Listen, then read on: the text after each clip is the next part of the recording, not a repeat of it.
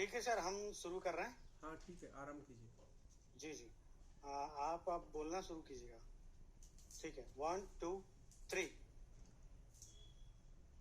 आज की जो चर्चा है उसका जो विषय है वो युवाओं से संबंधित है। और हमारी चुनौती ये है कि हम जब युवाओं पर बात करते हैं तो जो 21वीं शताब्दी का युवा है वो हमारी नज़र में है। हम 17वीं 18वीं शताब्दी के या 19वीं शताब्दी के युवा की बात नहीं कर रहे हैं। 21वीं शताब्दी के युवा की स्थिति और खासकर भारतीय युवा की स्थिति जो है वो बहुत ही चुनौतीपूर्ण है और बहुत ही ट्रेजिक भी है।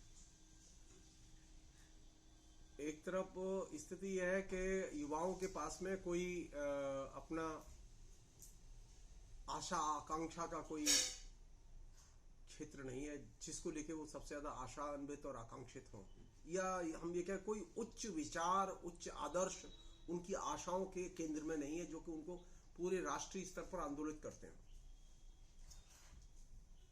तो हम ये कह सकते हैं कि आज के युवा की जो एक पहली समस्या है वो ये कि एक तरह से होपलेस सिचुएशन में वो रह रहा है, और दूसरी जो उसकी जो सबसे बड़ी चुनौती है जिसमें कि वो जी रहा है वो ये कि उसके पास में कोई मददगार नहीं है, वो हेल्पलेस स्थिति में रह रहा है।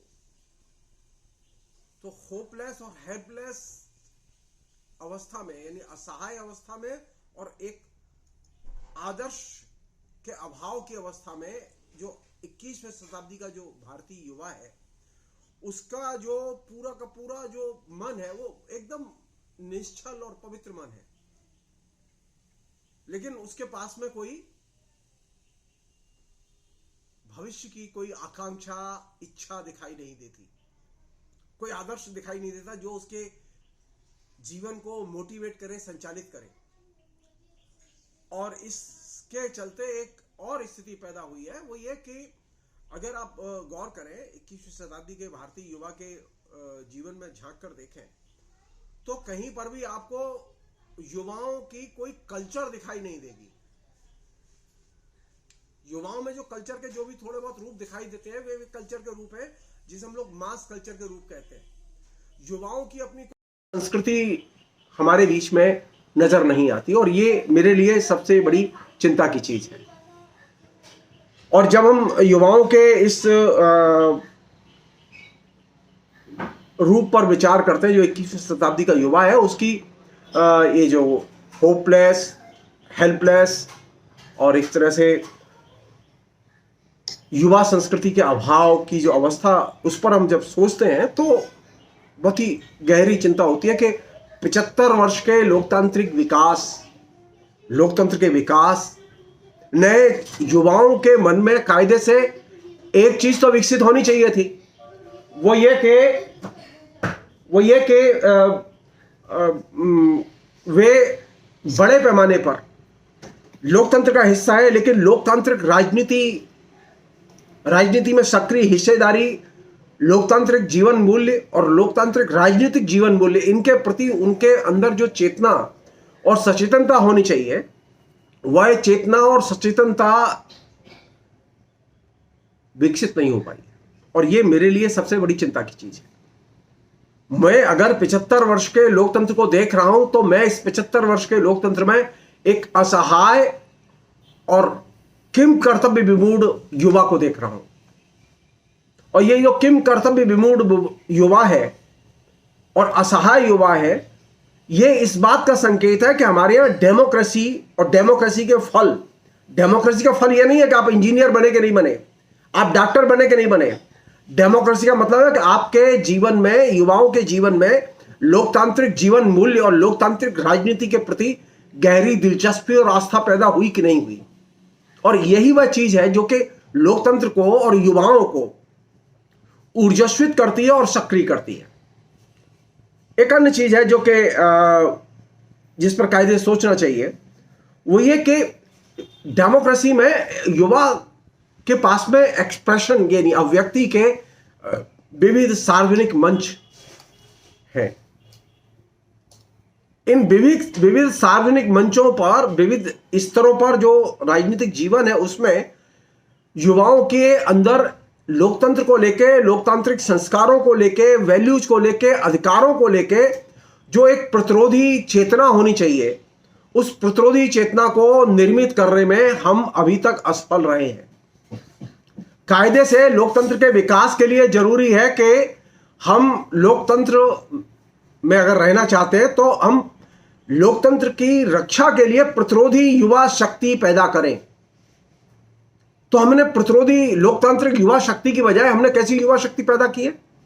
हमने ऐसी युवा शक्ति पैदा की है जो कि प्रतिरोध का एक तरह से निषेध करती है। हमने ऐसी युवा शक्ति पैदा की है जो कि वायलेंस को प्रेज करती है या पसंद करती है या उसका समर्थन करती है। हमें कायदे से ऐसी युवा शक्ति की जरूरत है जो कि लोकतंत्र को पसंद करे, अहिंसा को पसंद करे, लोकतांत्रिक अधिकारों को पसंद करे, लोकतांत्रिक अधिकारों की हर स्तर पर और हर हालत में रक्षा के भावबोध से वो जुड़ी हो। हमें वैसी युवा शक्ति की जरूरत है और वैसी युवा चेतना की जरूरत है। लेकिन जहां एक और हमारे बीच में ऐसी युवा शक्ति और युवा समूह पैदा हुए हैं जो कि 21वीं शताब्दी की सबसे बड़ी चुनौती है, क्योंकि बड़े पैमाने पर युवा हैं हमारे पास में। तो बड़ी संख्या में जिस देश में युवा हो, वहां युवाओं के बीच में यूथ कल्चर न हो, वहां युवाओं के बीच में लोकतांत्रिक मूल्यों का और लोकतांत्रिक चेतना का विकास न हो, लोकतांत्रिक प्रतिरोध चेतना न हो, वैसी स्थिति में लोकतंत्र एकदम अपाहिज बन जाता है। और यही वजह है कि लोकतंत्र पर जो अभी संकट है, जिस संकट से हमें निकलना है, लोकतंत्र पर संकट सिर्फ यह नहीं होता सरकारें आती और जाती हैं। लोकतंत्र पर सबसे बड़ा संकट क्या है? लोकतांत्रिक चेतना और लोकतांत्रिक मूल्यों के प्रति एकदम कर्तव्य निष्ठा का अभाव, जिसे हम लोग कहते हैं प्रतिरोधी लोकतांत्रिक चेतना का अभाव। और वह चीज अभी लोकतांत्रिक युवा के मन में विकसित नहीं हुई। हमारे पास यूथ तो है, लेकिन ये वह यूथ है जो कि मूल्यहीन यूथ है, या वह यूथ है जो एकदम रूढ़िवादी है। मसलन युवाओं में एक चीज होनी चाहिए जो मैं जैसा सोचता हूं, वो ये कि युवाओं को अगर लोकतंत्र लाना है तो सबसे पहले उन्हें अपने घर में लोकतांत्रिक आचरण करना सीखना होगा। घर में अगर युवा लोकतांत्रिक आचरण करेंगे, परिवार को लोकतांत्रिक परिवार बनाने में मदद करेंगे और पहल करेंगे, तो इससे युवाओं के चरित्र में बदलाव आएगा और नए उज्जवल पक्ष सामने आएंगे। लोकतंत्र ऐसा नहीं है खाली वोट डालने तक सीमित है, किसी दल विशेष की सदस्यता तक, उसके झंडा उठाने तक सीमित है। नहीं, लोकतंत्र का दायरा बहुत बड़ा है। लोकतंत्र का दायरा वोट डालने और विधानसभा के लिए विधायक चुनने और लोकसभा के लिए एमपी चुनने से भी ज्यादा बड़ा है। तो हमने क्या किया कि लोकतांत्रिक चेतना को हमने वोट डालने की चेतना तक युवा में सीमित कर दिया।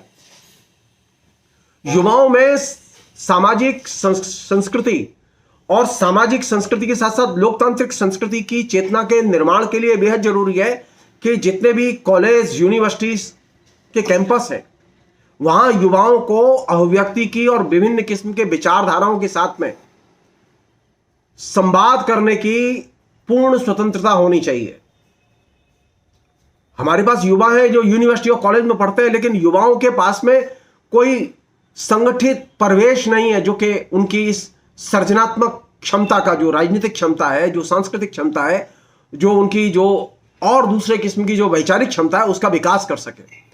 तो लोकतंत्र में अगर युवा को हमें ताकतवर देखना है तो यह जरूरी है कि उनके जो कैंपस है वो पॉलिटिकल कैंपस बनाए जाएं, वो सांस्कृतिक कैंपस बनाए जाएं, वो ऐसे कैंपस बनाए जाएं या लोकतंत्र जो है वो एक महत्वपूर्ण मूल्य हो। हमारे तो ये लोकतांत्रिक चेतना का तो एक तरह से निषेध है कैंपस में, पढ़ने जाओगे पढ़ के घर आओगे। जी नहीं, लोकतंत्र में युवा अगर शक्तिशाली होना चाहता है, आप कैम्ब्रिज जाइए, हार्वर्ड जाइए, आप किसी भी बड़े विश्वविद्यालय जाइए दुनिया के, वहां विश्वविद्यालय और कॉलेजों में जो परिवेश है वो परिवेश क्यों है उज्जवल? क्योंकि परिवेश में एक चीज है जो कि हमारे यहां परिवेश से गायब है, अकादमिक परिवेश से, जिसे हम लोग कहते हैं अकादमिक स्वतंत्रता। और अकादमिक स्वतंत्रता का सबसे बड़ा उपभोक्ता, सर्जक और निर्माता है युवा, जो छात्र होता है। तो युवाओं के बीच में अकादमिक स्वतंत्रता का निर्माण करने के लिए यह जरूरी है कि कैंपस को एक तरह से युवाओं की एक्टिविटीज के सेंटर्स बनाया जाए। एक अन्य पहलू है जो कि 21वीं शताब्दी के युवा की एक बहुत बड़ी जिसे कहेंगे ट्रेजिक घटना है, जिस पर ध्यान देना चाहिए। 21वीं शताब्दी के युवा के हम खोजें कि नायक कौन है। मेरे लिए चिंता की बात है ये कि 21वीं शताब्दी के युवाओं के नायक आदर्श पुरुष नहीं है। राजा राम मोहन राय उनके नायक नहीं है, ईश्वर चंद्र विद्यासागर उनके नायक नहीं। आप कल्पना कीजिए 18-19 साल की एज में एक लड़का खड़ा होता है और वह सारे देश को सती प्रथा के खिलाफ में हिला के रख देता है। सारा देश आंदोलित होता है और सती प्रथा के खिलाफ में अंग्रेजों की सरकार, जो सबसे शक्तिशाली सरकार थी, उसको वो मजबूर करता है और वह सरकार सती प्रथा के खिलाफ कानून बनाती है। सिर्फ 18 साल की उम्र राजा राम मोहन राय की। मुझे ऐसा युवा की जरूरत है जिसके पास में एकदम विकसित चेतना हो। कहां से आएगी वो विकसित चेतना? युवा के पास में विकसित चेतना आती है अपनी परंपराओं के सही ज्ञान से। तो मुझे अगर अपने युवा को शक्तिशाली देखना है और युवाओं को शक्तिशाली बनना है, तो जैसे हम लोग हिंदू लोग हैं,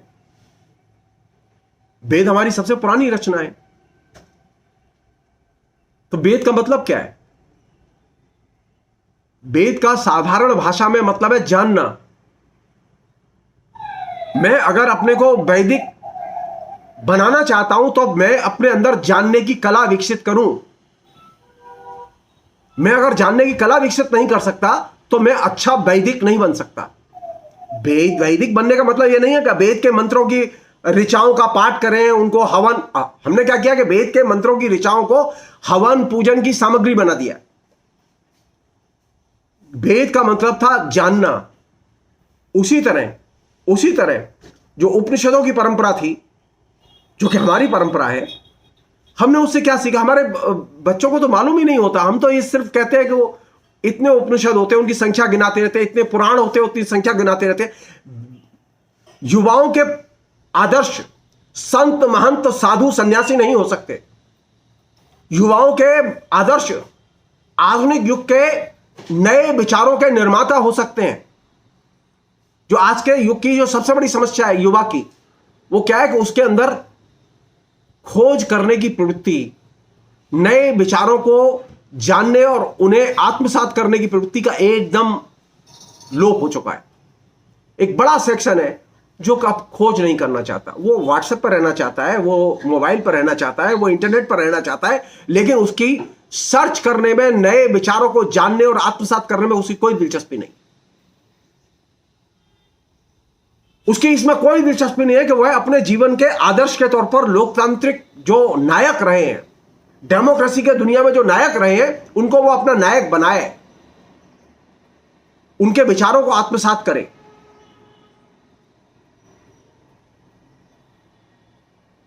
नए 21वीं शताब्दी के युवा की एक और चीज है जो कि बहुत ही चिंता की चीज है। वो ये कि उसकी जो पूरी की पूरी जो मनोदशा है, उसके जो पूरे भाव भंगिमा है, उसके जो आचार विचार है, वे आचार विचार मीडिया जनित इमेजों के जरिए निर्मित हुए।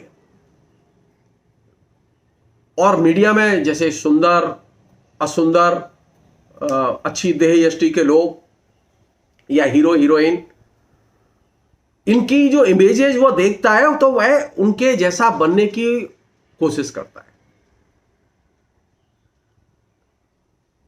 और उनमें क्या चीज है? उनमें एक अच्छी खासी परफेक्शन की आदत उसके अंदर पैदा हुई है। फैंटेसी में जीने की आदत उसमें पैदा हुई है। अब इस फैंटेसी में और परफेक्शन में जीने की आदत के कारण युवाओं को अपनी कमियां नजर नहीं आती। समाज की कमियां और समाज की वास्तविकता नजर नहीं आती। युवा सिर्फ फैंटेसी में रहता है। हिंदुस्तान फैंटेसी में नहीं रहता। हिंदुस्तान के 140 करोड़ लोग फैंटेसी नहीं है। वे स्क्रीन पर दिखाए जाने वाला किसी हीरो या हीरोइन का दृश्य नहीं है।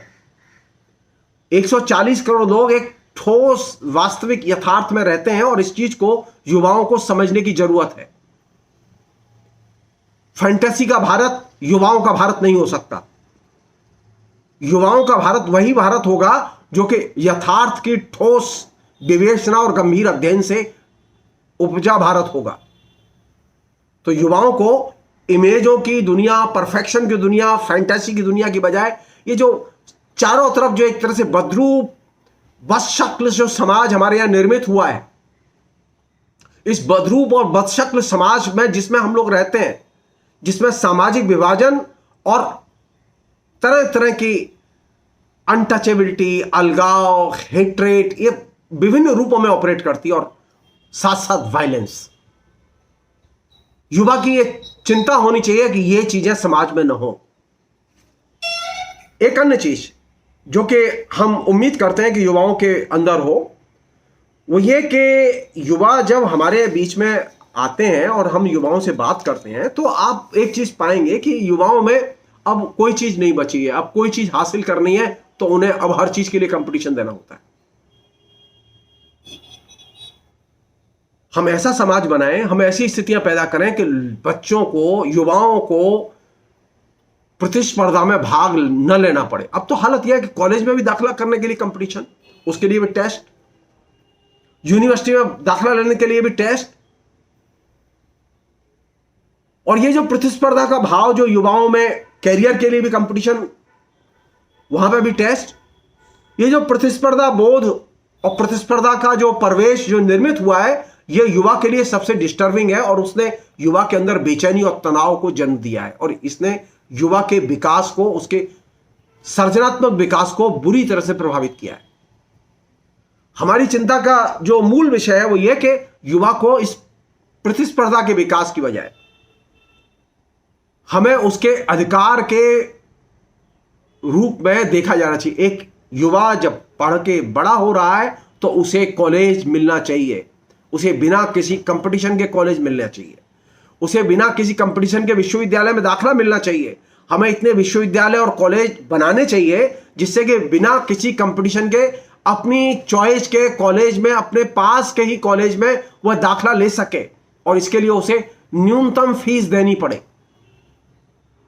आज स्थिति है प्रतिस्पर्धा भी वो करे, तनाव झेले, परेशानी उठाए, दाखिला मिल जाए तो पैसा खर्च करे और जब कैंपस में दाखिल हो तो वहां उसे कोई प्रवेश न मिले सिवाय इसके वह वो ट्यूटर की तरह टीचर आए, पढ़ाए और वो पढ़ के घर चला जाए। इससे युवा का तो न मन तैयार होगा, न युवा मन तैयार होगा, न युवा कल्चर तैयार होगी और न यूथफुल भारत तैयार होगा। तो युवा का मन, युवा की संस्कृति और युवा भारत तैयार करने के लिए जरूरी है कि हम प्रतिस्पर्धा की बजाय युवा के अधिकार पर जोर दें कि युवाओं के अधिकार क्या हैं, उनकी व्यवस्था करें। युवा का पहला अधिकार है कि उसे शिक्षा का अवसर दिया जाना चाहिए। बिना किसी शर्त के, बिना किसी कंपटीशन के युवाओं के दाखिले होने चाहिए। एक अन्य चीज जो कि युवाओं से जुड़ी हुई है और युवाओं के अंदर है, जो कि 21वीं शताब्दी के युवा की अपनी विशेषता है, वो ये कि युवा जो है वो स्पीड में अभी आ चुका है। एक समय था कि युवा जो है स्पीड का हिस्सा नहीं था, लेकिन आज वो स्पीड का हिस्सा है। हर चीज बहुत स्पीड से देखता है, हर स्पीड को समझता है, स्पीड में ही करना चाहता है। और स्पीड ने एक नई चीज को पैदा किया कि वो बार बार नई नई चीजों से गुजर रहा है। तो नएपन से गुजरना और स्पीड में रहना, इन दोनों एक खास तरह का एडिक्शन पैदा किया और इस एडिक्शन ने पूरी तरह से यूथ से यूथनेस खत्म कर दी है। तो हमारे बीच में यूथ तो है लेकिन उसमें यूथफुलनेस नहीं है, उसमें युवापन नहीं है। हमारे बीच में युवा तो है लेकिन उसके पास में नए विचार नहीं है, ऐसे विचार नहीं है जिनसे हम लोकतंत्र को समृद्ध कर सकें, ऐसे विचार नहीं है जिनमें कि नए विचारों को पाने की ललक हो, बेचैनी हो। तो मुझे युवा तो चाहिए, एक ऐसा युवा चाहिए जो आंतरिक तौर पर युवा हो, एक ऐसा युवा हो जो कि सदाबहार युवा हो, जो कि जिसे हम सदाबहार यूथ कल्ट जिसके अंदर हो। वह तभी संभव है जब युवा में लोकतांत्रिक बोध, लोकतांत्रिक मूल्य, लोकतांत्रिक चेतना पैदा करें और लोकतंत्र के प्रति उसे प्रतिबद्ध बनाएं। जब तक हम लोकतंत्र के प्रति इसे प्रतिबद्ध नहीं बनाते, हम ये चीज पैदा नहीं कर पाएंगे कि यूथ सबके लिए है और सारा समाज यूथ के लिए है। अभी सिर्फ यूथ सिर्फ अपने बारे में सोच रहा है। तो इसकी जो सेल्फिश भाव है उसका, ये जो एक स्वयं केंद्रित भाव है, इससे युवा को निकालने की जरूरत है। और ये हम करेंगे तो समाज में युवा की बहुत महत्वपूर्ण भूमिका हम निर्मित कर पाएंगे। बहुत बहुत शुक्रिया। Thank you. बहुत बहुत धन्यवाद सर, बहुत बहुत धन्यवाद।